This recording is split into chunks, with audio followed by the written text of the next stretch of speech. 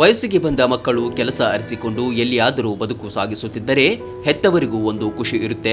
ಎಲ್ಲಿಯಾದರೂ ಒಂದು ಕಡೆ ಚೆನ್ನಾಗಿ ಇದ್ದಾರಲ್ಲ ಅಷ್ಟೇ ಸಾಕು ಎಂಬುದು ಹೆತ್ತವರ ಹಾರೈಕೆ. ಆದ್ರೆ ಹೆತ್ತ ಮಕ್ಕಳು ಎಲ್ಲಿದ್ದಾರೆ ಎಂಬ ಸುಳಿವೇ ಸಿಗದಿದ್ದರೆ ಆ ಹೆತ್ತವರ ರೋದನ ನೋಡಲಾಗದು.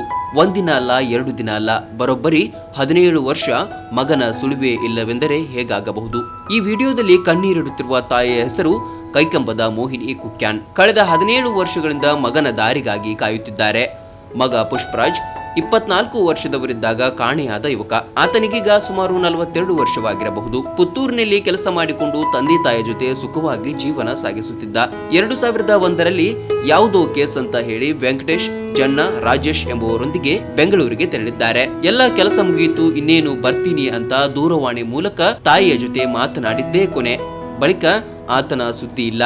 ಪೊಲೀಸರಿಗೆ, ಮಾಧ್ಯಮದವರಿಗೆ ಮಗನ ಹುಡುಕಲು ಸತತವಾಗಿ ತಾಯಿ ಬೇಡಿಕೊಳ್ಳುತ್ತಿದ್ದಾರೆ. ಮಗ ಪುಷ್ಪರಾಜನ ನೆನಪಲ್ಲೇ ತಂದೆ ಗೋಪಾಲ್ ಅಮೀನ್ ಕೆಲ ವರ್ಷಗಳ ಹಿಂದೆಯೇ ಪ್ರಾಣ ಬಿಟ್ಟಿದ್ದಾರೆ. ಈಗ ಈ ಮಹಿಳೆ ಒಂಟಿ ಜೀವನ ನಡೆಸುತ್ತಿದ್ದಾರೆ. ಪುಷ್ಪರಾಜ್ ಜೊತೆ ತೆರಳಿದ ಇತರ 3 ಹೇಳುವುದೆಂದರೆ, ನಮ್ಮೊಂದಿಗೆ ಬಂದು ಅವನು ಹಿಂದಿರುಗಿದ್ದಾನೆ, ಆದ್ರೆ ಮುಂದಿನದು ಗೊತ್ತಿಲ್ಲ ಎಂದು ಪೊಲೀಸರಿಗೆ ನೀಡಿದ ದೂರಿನಲ್ಲಿ ಹೇಳಿಕೆ ಕೊಟ್ಟಿದ್ದಾರೆ.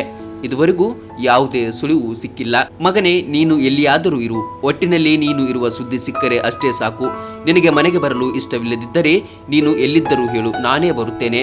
ನೇರವಾಗಿ ಬಂದು ಮಾತನಾಡಲಾಗದಿದ್ದರೆ ಕೊನೆ ಪಕ್ಷ ಒಮ್ಮೆ ಮೊಬೈಲ್ನಲ್ಲಾದರೂ ಮಾತನಾಡು ಎಂದು ತಾಯಿ ಮೋಹಿನಿ ಅಂಗಲಾಚಿಕೊಳ್ಳುತ್ತಿದ್ದಾರೆ.